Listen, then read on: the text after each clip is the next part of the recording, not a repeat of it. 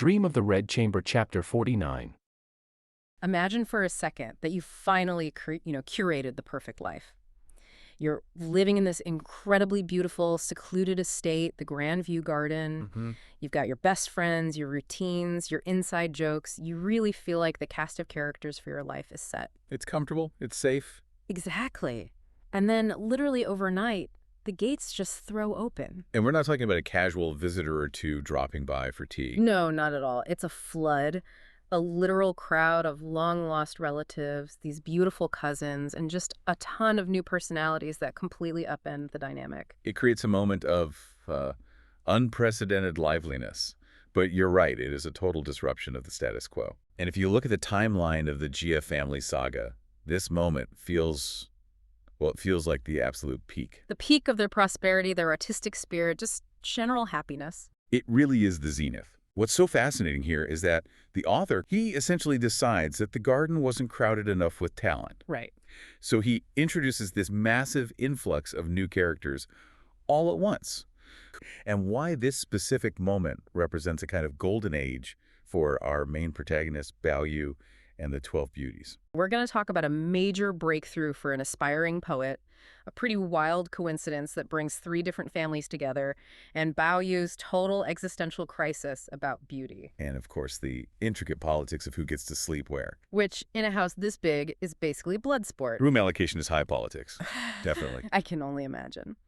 But before we get to the chaos of all the new arrivals, we have to start with a character who has been there all along, but is finally sort of finding her voice. You're talking about Xiangling. Yes, Xiangling, the maid who has been desperately trying to learn how to write poetry. We've touched on her before, but she's always been a bit on the periphery. And it's so important to remember her context. Xiangling wasn't born into this elite circle. She was kidnapped as a child, sold into the household. Right. So for her to attempt regulated verse, which is this highly technical, very difficult form of poetry reserved for the literati, it's audacious. She's essentially trying to cross class lines through art. I just love this storyline. It's the classic underdog arc, and she presents a new poem to Dai Yu and the group in this chapter, and she's just a nervous wreck. Oh, totally. She literally tells them, if this one works, I'll keep learning. If it's no good, I'm just going to kill this desire to write poetry forever. The stakes are so high for her. Incredibly high. It's about her whole identity. And the poem she produces is actually quite sophisticated. It centers on the imagery of the moon's essence is hard to mask. Okay, let's unpack that imagery for a second, because when I read it, it felt surprisingly melancholic for someone who's just happy to be included, you know. She writes about washing blocks beating and red sleeves leaning on the tower. I get the red sleeves thing. That's a classic trope for a beautiful woman. But what is the deal with the washing blocks? That went right over my head. That's a very specific, very evocative soundscape in Chinese classical poetry. You have to picture it. In the old days, women would wash clothes by beating them against stone blocks with these wooden sticks. Okay. And they usually did this in the autumn or winter evenings, preparing winter clothes for their husbands. But here's the catch. The husbands were often away, at war, serving as officials somewhere far away. So that sound, that rhythm of beating the clothes. It's the sound of separation. It's the sound of domestic longing. So by using that audio cue, Xiangling is tapping into this deep tradition of sorrow and loneliness. Wow. She even ends the poem with a line to the moon goddess, Chang'e, asking, why do you not allow us to be eternally reunited? That is heavy stuff for a practice poem. But the group, they love it, right? They do. They don't just say, nice try. They applaud it as novel and interesting. And they quote a really famous proverb here that I think applies to anyone trying to learn something hard. What is it? There were no difficult tasks in the world, only people with heart. I need to put that on a sticky note on my monitor. Only people with heart. And so the result is she's officially invited to join the poetry club. Which is so significant. It sets the theme for this whole chapter. Expansion, inclusion. The circle is widening. Yeah. And just as Xiangling steps inside that inner circle... the physical doors of the Jia household are about to burst open. Exactly. Right, let's get to the disruption. The scene shifts so dramatically. We go from this quiet poetry appreciation to servants just rushing in, shouting about aunts and cousins and brothers. It's total confusion. Even Li Wan, who is usually the calm, unflappable one, is like, wait, whose relatives? Explain yourself. It's a bit of a puzzle at first. It is. What happens is this massive narrative coincidence. You have three completely separate families, the Xings, the Leis, and the Zhus, who all just happened to meet while traveling to the capital. And they just decided to caravan together. Realized they were all heading to the same place, so they traveled together for safety and company. It's very practical. Okay, I definitely needed a flowchart for this part because the names started blurring together. Let's break down the roster so we know who exactly walked through that door. Sure, let's do it by family connection. First up, you have the Xing family. This is Lady Xing's brother and her sister-in-law. They brought their daughter, Xingxian. And what's their deal? Just a friendly visit? Not really. They are essentially broke. They're coming to the capital to rely on Lady Xing for support. So Xingxian is what you call the poor relation. Got it. One cousin, financially dependent. Then we have the Li family. Right. This connects to Li Wan. It's her widowed aunt, and she's brought her two daughters, Li Wen and Li Qi. Two more cousins. Yeah. Okay. And finally, the Su family gets bigger. Yes. We know Su Pan and Bao Chai, but now their cousin, Su Yike, has arrived, and he's brought his sister, Su Baoqin. So if I'm doing the math, that's 4 new young women, Xuan, Li Wen, Li Qi Baoqin, and 1 young man, Su Ke, plus the older relatives. It is a lot of house guests to drop on someone unannounced. The text describes the scene in Lady Wang's room as a floor covered in a mass of people. Just this crowded, dark room where everyone's trying to figure out who's who. It's a family reunion on steroids happening in a single room. And I thought it was hilarious that Grandmother Jia actually claims she predicted this. She mentions that the night before, the lamp wicks were exploding. The exploding lamp wick, I love that detail. It's a very specific superstition. In those oil lamps, sometimes the wick burns and forms a little knot of carbon that pops. And that's a good thing. It looks a bit like a flower. And in Chinese folklore, that's an omen of a joyous event or the arrival of guests. So Grandmother Jia is just sitting there like, I knew it, the lamp told me so. Exactly. It validates her intuition. So the house is full. But this isn't just about overcrowding. It's about the quality of the guests. And this triggers a major reaction from Bayou. This felt like a really pivotal moment for him. It is one of my favorite Bayou moments Yeah. in the entire book. He rushes back to his own residence, Yihong Yuan, in a complete frenzy. He's talking to his maids Aroma, Musk Moon, Skybright, and he's practically hyperventilating. He uses that really specific metaphor to describe himself. He calls himself a frog in the well. He does. It's the idiom Jingdijiwa. A frog living at the bottom of a well sees this tiny circle of blue above him and thinks, that's the entire sky. That's the whole universe. So Bayou had convinced himself that the girls already in the Gardi Dayu Baochai were the absolute peak of human beauty. He thought, this is it. It can't possibly get any better than this. He thought he was living at the summit of the world. And then he sees the new cousins. And suddenly the well opens up. He realizes there are people above people and skies beyond skies. He's just stunned by the sheer concentration of talent and beauty that the universe has suddenly dropped on his doorstep. It's almost a philosophical crisis for him. He's realizing the world is so much bigger than his backyard. He literally asks Old Heaven, how much essence and spiritual beauty do you actually have to create all these people? The servants have a great way of describing the new girls, though. They call them 4 fresh scallions. I know in English, being called a scallion or a water onion, it sounds like you're being called a vegetable. Yeah, if someone called me a fresh onion, I'd be checking my breath. Right, but in the context of the culture, water is the essence of feminine purity and spirit. To be a water onion implies this incredible freshness, vibrancy, and a sort of crisp, clean beauty. It's a huge compliment. Okay, that makes so much more sense. And out of these fresh scallions, one stands out immediately. The new superstar, Xu Baoqin. Baoqin is a phenomenon. She's Bao Kai's cousin, but the text goes out of its way to elevate her. Even Tanshin, who's usually very measured and loyal, admits that compared to her own sister, Bao Chai. Baoqin might actually be even better. That feels like a bold claim. Baochai is the gold standard for beauty and grace in this book. It is very bold, and it's not just the younger generation who thinks so. Grandmother Jia falls in love with Baoqin instantly. She's so impressed that she forces Lady Wang to accept Baoqin as a goddaughter, right on the spot. Which is a huge status boost. Huge. And then Grandmother Jia insists that Baoqin doesn't even stay in the guest quarters. She wants Baoqin to sleep with her personally, in her own room. That is the ultimate power move in the Jia household. If you're sleeping in Grandmother Jia's room, you are the favorite, period. She is basically hoarding the talent. She feeds off the energy of these young, beautiful people. And it's not just the girls.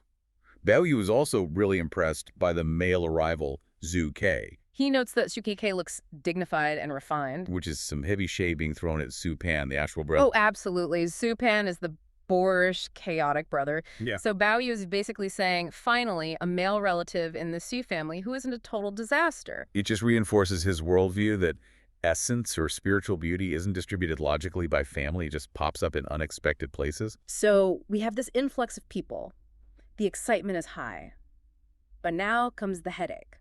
The logistics of living. Right. You can't just have all these people show up and not have a plan. And this part of the text is so interesting because it shifts from poetry and aesthetics to pure household management. We see how the internal politics of the garden really work. We do. So we already mentioned Baoqin gets the presidential suite with grandmother Jia. Where does everyone else end up? Well, Zuke is a man, so he moves into the study with Yu Pan. That's pretty straightforward. The Li sisters, Li Wan and Li Qi, are interesting. Their mother wanted them to stay elsewhere, maybe to avoid being a burden. But Grandmother Jia says no way. She insists they stay at Rice Paddy Village Right. with their cousin Li Wan. Again, she's refusing to let anyone leave. She wants a full house. She wants the garden to be a bustling village. But the most interesting case study here, and I think the most revealing, is Xing Jian. The poor relation. Right. She came with the Xing family. Now, we have to remember, Lady Xing she's complicated. She's not the most generous or warm character.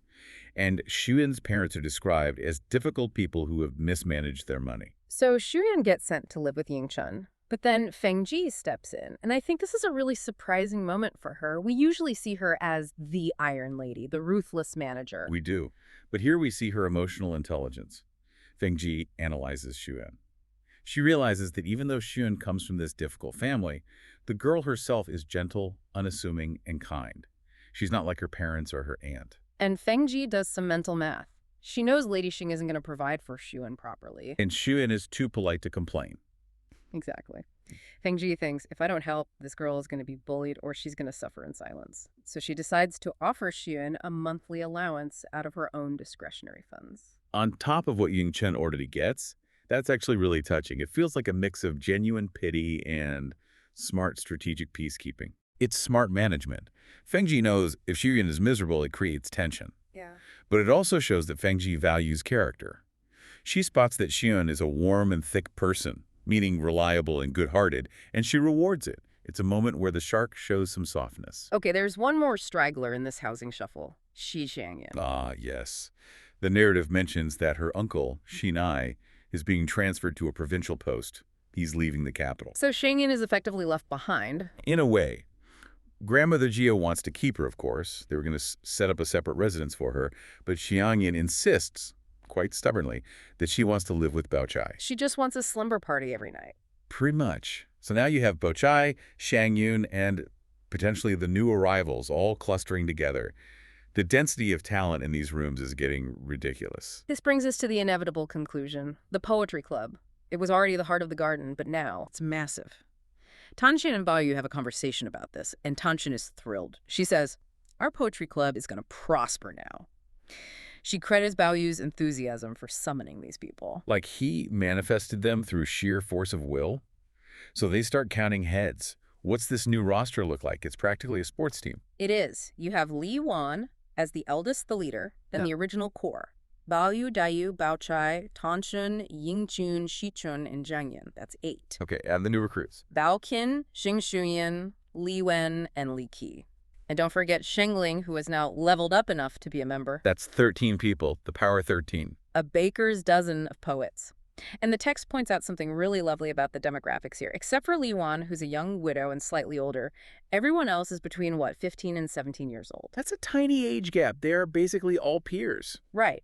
And usually in a Confucian household of this era, hierarchy is everything. Who's older? Who's the aunt? Who's the cousin? You have to respect the generation gap. Here, the text says they just stopped trying to sort it out. They stopped trying to figure out who was born in which month of which year.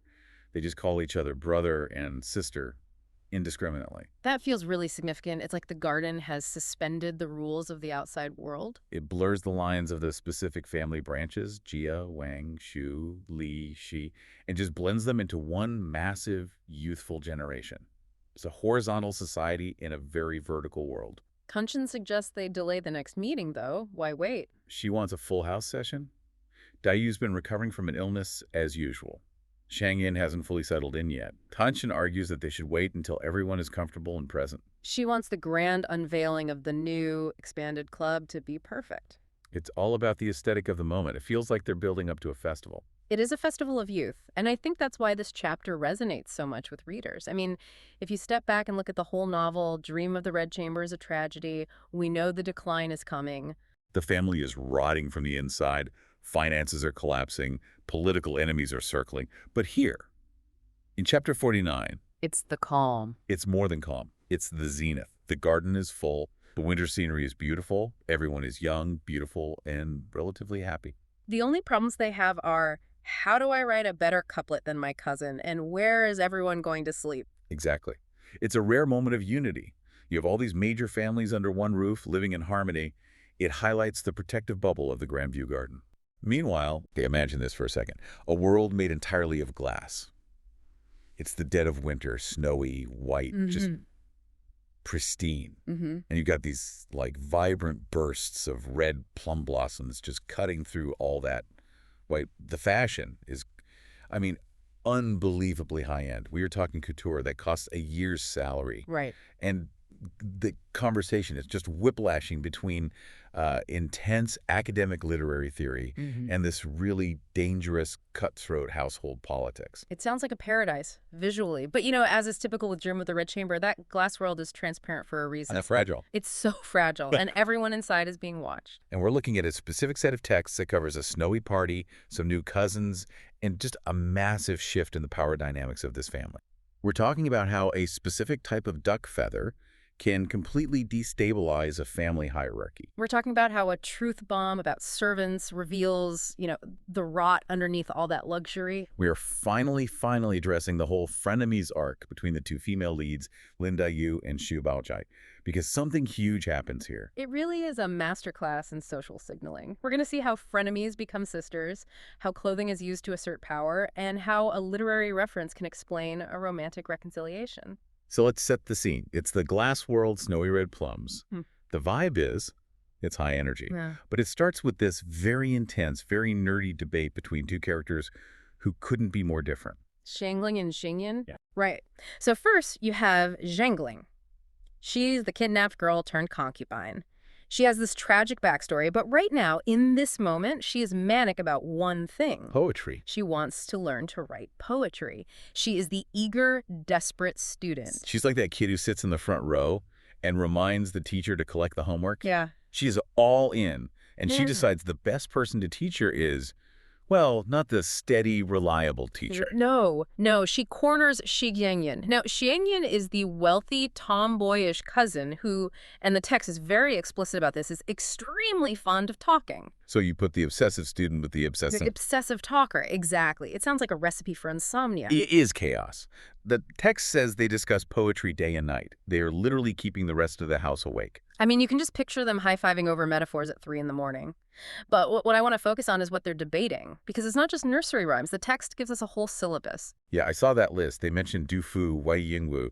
For the listener who isn't, a scholar of Tang Dynasty literature, translate this for us. What does this list tell us about these girls? It tells us they aren't dabbling. They are deep in the weeds. They're debating the gloom of Du Fu versus the simplicity of Wei Yingwu. Then they move to the ornateness of Wen Tingyan and the obscurity of Li Shangyin. So this is high-level literary criticism. Exactly. I mean, think of it like two teenagers, not just listening to music, but debating the production techniques of obscure B-sides from the 1970s versus like the harmonic structures of modern jazz. Okay. They are dissecting stylistic extremes. It shows that Xingling isn't just trying to fit in, she is intellectually hungry. She wants to understand the architecture of the art form. And this is where we get the contrast with Baochai. Because Baochai is usually the perfect one, the responsible one. And she's watching this marathon study session, and she's over it. Oh, she is the roommate trying to sleep before a final exam while her friends are debating philosophy in the kitchen. She calls them noisy. She calls them unbearable. I love the nickname she gives them. Obsessed Shangling and talkative Xiang Yun, it feels so real, so sisterly. It's affectionate bullying, but there is a pragmatic edge to it.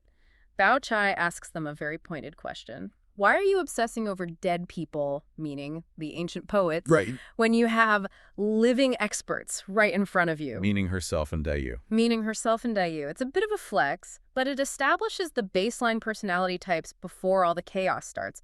You've got Xiang Yun, the manic extrovert, Shangling, the diligent student, and Bao Chai, the cynical, grounded pragmatist. And that baseline is about to get completely wrecked because a new player enters the game. Xu Boken, the new cousin. And in a society that runs on visual signal, she makes one of the loudest entrances in the entire book. The coat. Oh, man. We have to talk about the coat. We have to. She walks in, and everyone just stops. The text describes this cloak as shining with gold and emerald. It's so visually stunning that it creates a moment of confusion. Yeah. Shangling, who we just established is the eager learner, she sees it and goes, wow, look at those peacock feathers. Which seems like a fair guess, right? Peacock feathers are fancy. If I saw something iridescent and green, I'd assume peacock. It is a reasonable guess for a luxury item, but this is where class distinction comes in. Xiang Yun, who has the aristocratic background, she corrects her immediately. What does she say? She says, no, that's not peacock fur. That is made from the head feathers of wild ducks. Hold on. Wild ducks, like mallards. Mallards, specifically the iridescent green feathers you see on a drake's head. Yeah. Now do the math. How big is a duck's head? Tiny. And how big is a floor-length cloak? Oh my God, that is a lot of ducks. You would need hundreds, maybe thousands of them. It is incredibly difficult to manufacture, rare to source, and it practically glows in the sunlight. I mean, it is a supreme luxury item. It makes a mink coat look like a ragged towel. Okay, so it's expensive, I get that. But in Dream of the Red Chamber, nothing is just expensive. Objects are political. Where did she get this coat? It was a gift. From who? From Grandmother Jia, the matriarch. And this is the disruptor. Because usually who gets the best stuff from the matriarch? Bao Yu, the grandson, the golden child, the center of the universe. So for Grandmother Jia to just bypass him. It is a massive signal. She's bestowing this ultra-rare status symbol on the newcomer, Baoqin, and she did not give one to Bao Yu. It signals a huge shift in favor. It's a disruptor to the social hierarchy. Even Bao Chai, who usually keeps her cool remarks on it. What does she say? She says, there's a common saying, everyone has their own destiny. Wow, she sounds a little bit salty. Maybe a little, or just, resigned. She points out that Bao Yu wouldn't have even thought to ask for it, but the grandmother just handed it to Baoqin. It's a reminder that favor in this household is fickle. You can be the favorite today and totally ignored tomorrow. So everyone is standing around admiring this duck feather masterpiece and realizing the whole pecking order has just changed. And Xiang Yun, being Xiang Yun, decides this is the perfect time to stop talking about fashion and start talking about survival. This is that truth bomb I mentioned. It's such a jarring transition. They're looking at this beautiful object, and Xiang Yun leans in to Baoqin and effectively says, listen, Ricky, here are the rules. What's the rule? Because usually the rules are like, don't sit there or don't eat that. The rule is this. You can play in the garden. You can play in Grandmother Jia's room. But do not go into Mrs. Wang's room unless Mrs. Wang is physically sitting there. That is incredibly specific. Why avoid her room? I mean, Mrs. Wang is an elder. She's powerful. It's not about Mrs. Wang. It's about the vacuum of power when she's gone. Xiang Yun says the people in that room, the servants, the secondary staff, are petty and bad and out to harm us. Out to harm us. That's heavy. We're going from duck feathers to paranoia in like 3 seconds. It reveals the reality that these girls live with. We see the luxury, the poetry, the snow, but Xiang Yun is saying that right outside this little bubble, there are staff members who are maneuvering, gossiping, and looking for ways to sabotage the masters for their own gain. So if the boss isn't in the room is a Shark Tank. It's a total Shark Tank, and it just shatters the illusion of that glass world. It's not just fragile, it's under siege. How does Bao Chai handle this? Does she tell Xiang Yun to shut up? She does, but in a very specific way. She chides Xiang Yun for having a straight mouth, meaning she has no filter, but then she admits, you have a point. So she confirms the danger. Yes, she confirms the danger exists, but she thinks Xiang Yun is reckless for saying it out loud. That's the difference between them, Xiang Yun names the threat, Bao Chai navigates it silently. And then, true to form, Bao Chai diffuses the tension. She jokes that she should just adopt Baoqin as Yang Yin's sister since they both talk so much. Classic Bao Chai. Acknowledge the truth, but then smooth the edges so nobody gets in trouble. Whatever keeps the peace. Speaking of keeping the peace, or not keeping it, Yeah. we have to move on to what happens next, the jealousy test.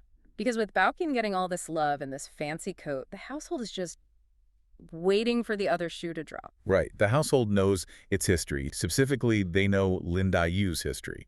Dayu is brilliant, but she is famously sensitive, possessive, and, yes, prone to jealousy. So the stage is set. Grandmother Jia sends a maid, Amber, with a message for Bao Chai. And the message is basically, don't be too strict with Baoqin. She's young. Let her do whatever she wants. Which is really the grandmother saying, I am spoiling this child. Do not interfere with your rules. And Bao Yu and Dayu walk in right as this is happening. The group Xiangyan, Amber, Bao Chai starts teasing. They're joking about who might be annoyed by this new favorite. And Amber, the maid, decides to play a really dangerous game. She points her finger at Bao Yu first and says, the one who is truly annoyed is no one else but him. Which is a joke, right? Because Bao Yu loves everyone. Right, everyone laughs. Bao Yu's a lover, not a fighter. He's thrilled Baoqin is here. Bao Chai and Zhang Yun dismiss it immediately. He's not that kind of person. So Amber pivots. She pivots. She says, if it's not him, then it's him. But she points directly at Dayu. Oof. Yeah, it's a call-out. She's implying that Dayu is the petty one. And historically, she's not wrong. The expectation in the room is that Dayu should be seething with jealousy right now. And Zhang Yun, who we know has had some beef with Jiayu in the past, she goes silent. That silence is so loud, everyone is just waiting for Dayu to snap or make a sarcastic comment or storm out. And here's the twist. The moment that breaks the pattern, Bao Chai steps in. She doesn't tease Dayu, she defends her. What does she say? She says, you're wrong. My sister Dayu loves her Baoqin even more than I do. Wow. She just shuts it down. Shuts it down completely. And Bao Yu is standing there watching this, and he is completely confused. He's like, am I in the wrong dimension? What is happening? He is baffled. He thinks he knows Dayu better than anyone. He expects the drama. But instead, he looks over and sees Dayu calling Baoqin sister, treating her with genuine affection. The text says Dayu treats her like a biological sister. So Bao Yu realizes his intel is totally outdated. The two people he thought were rivals, Bao Chai and Dayu, are suddenly, what, besties? It raises a really interesting point about observation. I mean, Bao Yu lives with them. He talks to them every single day. Yet he completely missed the biggest seismic shift in the social dynamic of the garden. He missed it all. He realizes that Dayu isn't faking it. She genuinely respects Baoqin because Baoqin is intelligent and widely read. But more importantly, her relationship with Bao Chai has fundamentally healed. Which brings us to the debrief. Bao Yu finally pulls Dayu aside and basically asks what is going on. But because they are massive literary nerds, he doesn't just ask. He has to quote a play. Of course he does. He quotes the West Chamber.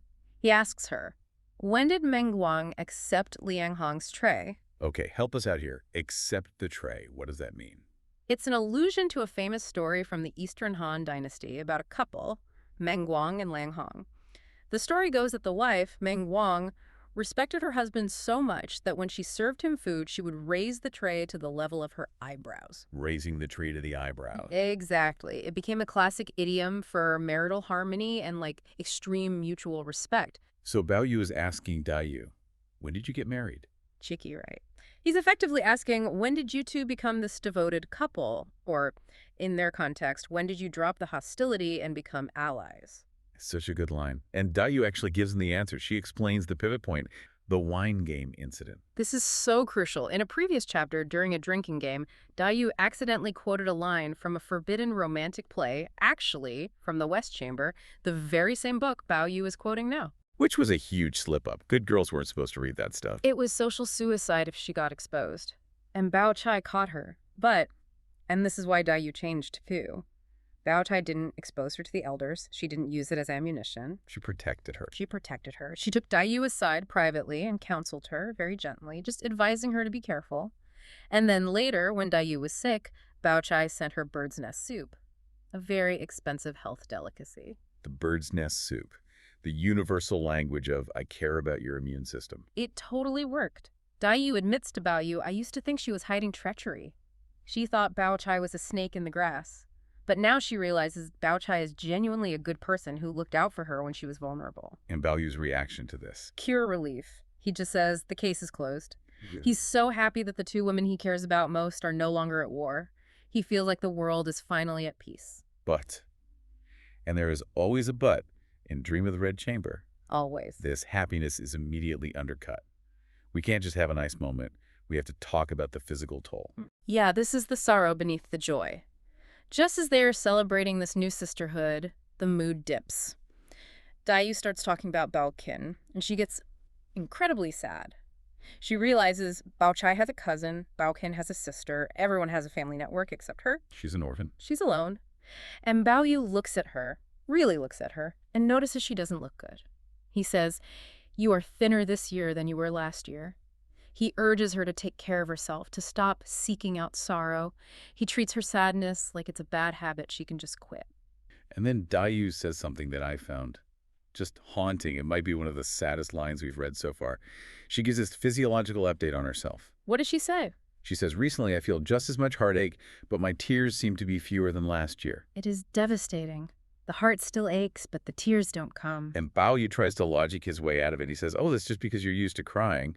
It's not possible for tears to actually run out." He's in total denial, but the reader, and certainly you, if you know the mythology, knows better. Remember, Dayu is the crimson pearl flower who reincarnated to repay a debt of tears to Bayu. Right. That is her life's purpose. If her tears are running out... It means her life is running out. Exactly. Bayu dismisses it as her just getting used to the sadness. He wants to believe that the lack of crying is a sign of getting better, but the text is signaling that she is physically fading away. She is drying up. It is such a stark contrast. The scene ends with this joyous, snowy gathering. They're roasting deer meat, wearing these high-fashion duck feather coats. They're laughing. Oh. But quietly, in the corner, Dayu is noting that her body is shutting down. It creates this intense feeling of impermanence. The glass world is beautiful, but the person inside it is just evaporating. What stands out to you about Bayu in that moment? Because he misses it, right? He completely misses it. He totally misses it, and I think he misses it because of the reconciliation. He is so happy that Meng Guang accepted the tray. He is so happy that the social conflict is solved, that he refuses to see the physical reality. He thinks the problem was the fighting. And now that the fighting is over, he assumes everything must be fine. Right. But the problem wasn't just the conflict, it's Dayu's constitution. He mistakes social harmony for physical health. Okay, let's shift scenes to how these characters handle a snow day. Which involves, as it turns out, high fashion fit checks, 18th century aesthetics, and an impromptu barbecue. Exactly. It's one of the most beloved chapters for fans because it's sort of the peak of this Grandview Garden utopia. It is. It's the moment of highest aesthetic perfection before it all starts to crumble. But it's not just pretty descriptions. There's a real philosophical clash happening here between refinement and vitality.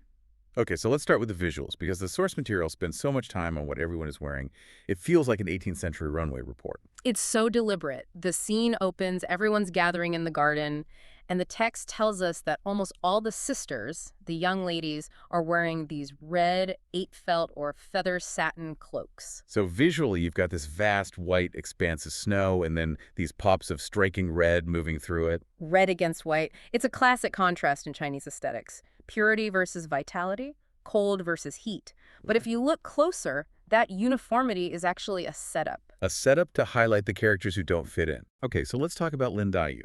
She's often the emotional heart of the story. Does she stick to the red uniform? She elevates it. She comes out in what's called a crane cloak. And this isn't just any cape. It's made of red feather yarn with a white fox fur lining. Feather yarn? Yes. And she's got these little red sheepskin boots with gold cloud designs. I mean, it sounds incredibly expensive. It does. It also sounds like she's almost personifying the landscape. The red plum in human form. She is the art. She blends into this perfect, high aesthetic glass world, but then you have the contrasts. Right. Who stands out by not wearing red? Well, first there's Li Wan. She's the widow, the eldest sister-in-law. While all the teenagers are in these vibrant reds, the text specifically notes she's wearing a blue camlet jacket. A huge shift, blue versus red. It signals her role. She's not really part of the youth club. She's the chaperone, the manager. Her clothes signal restraint and maturity. She's there to facilitate, not to sparkle.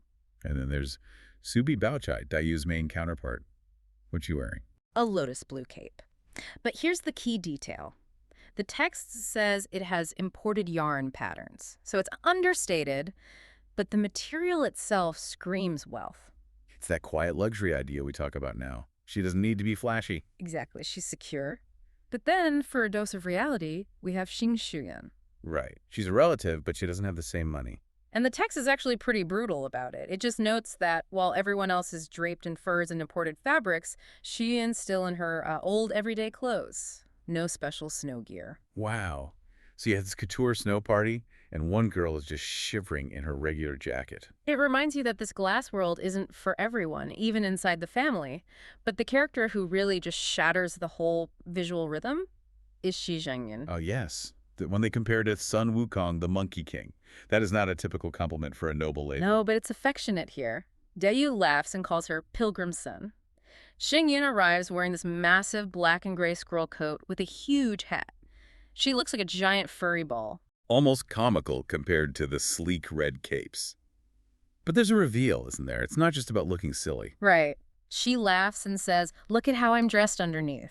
She throws off the squirrel coat, and her outfit is, well, it's shocking for the time. What is it? A short jacket, tight sleeves, a wide belt pulled tight.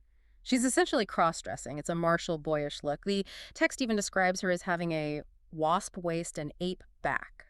Ape back. In English, that sounds like bad posture, but that's not it, is it? Not at all. In this context, ape back means agile, long-limbed, broad-shouldered. It's the build of a warrior, not a delicate lady. It implies she's ready to move. Yes. And the group's reaction is fascinating. They don't scold her. They all laugh and say she looks even more beautiful dressed as a boy. That says so much about her character. She's this uninhibited spirit that sort of transcends gender roles. She is. She's ready to engage with the snow physically, not just pose in it. And that brings us to the character who is maybe the most obsessed with the snow, Bayu. Bayu is having a full-on panic attack about the weather in this chapter. He really is. Li Wan had proposed they start a poetry club, to welcome the snow.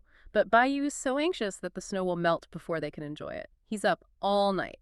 I think we've all had that feeling. You're so excited for a snow day, and you're terrified you'll wake up and it's just slush. Exactly. He wakes up, sees this bright light flooding the room, and his first thought is, oh no, the sun's out. It's all gone. Which is a pretty reasonable assumption. But he opens the window and realizes the light isn't the sun. It's the reflection off a massive snowfall. It's over a foot deep, and the sky is still, and I love this phrase, tearing cotton and rubbing flock. Tearing cotton.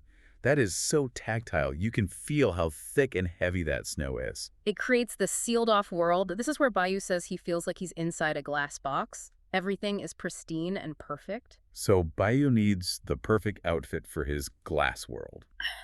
But unlike the others, his choice is a bit questionable. It's a bit of a costume fail. He puts on a rush raincoat, basically a cape made of grass, and a gold rattan hat. Wait, a grass raincoat?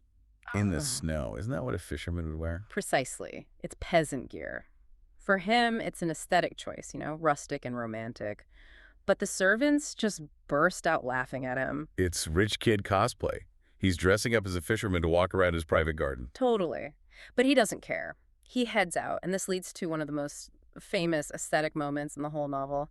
The red plums. At the Green Lattice Nunnery. Yes. Yeah. Amidst all this blinding white, he sees these trees full of red plum blossoms. The text says they look like rouge against the snow. It's the absolute height of refinement. Delicate, visual, distant. It sets the bar for high culture. But then, the whole story takes a sharp left turn.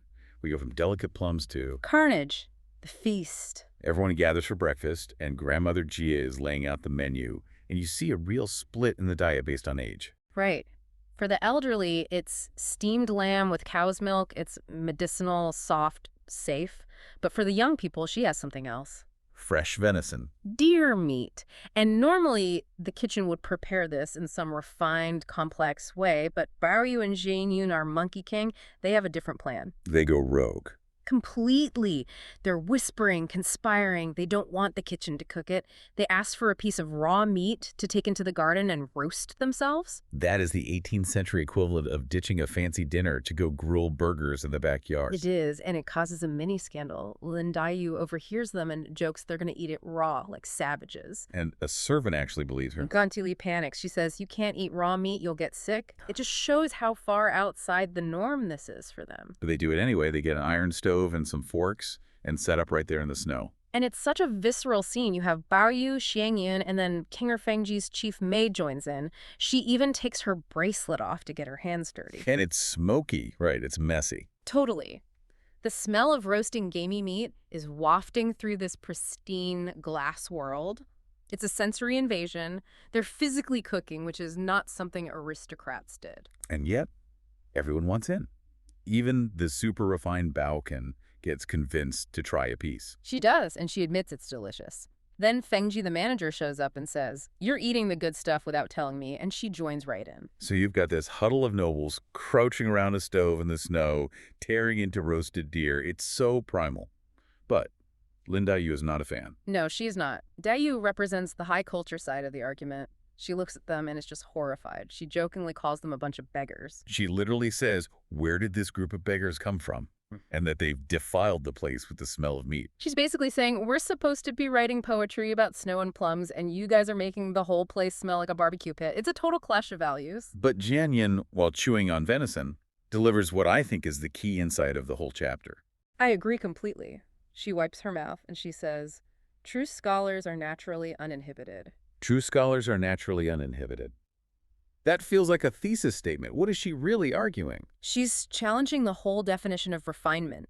For Daiyu, refinement is about purity, cleanliness, being separate from the messy biological parts of life. Right. Art is supposed to be ethereal. But Xiang Yun argues that true intellectual power comes from a zest for life. The term she uses is feng lu. Feng Lu.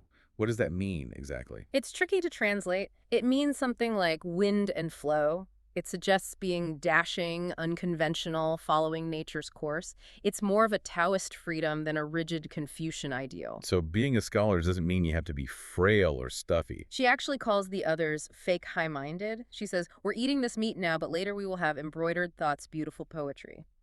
She connects the appetite for food with the appetite for creativity. I love that. You can be smart and artistic and still get barbecue sauce on your face. Yes. And notice that Bao Chai, who is usually the voice of reason and rules, she backs Yang Yun up.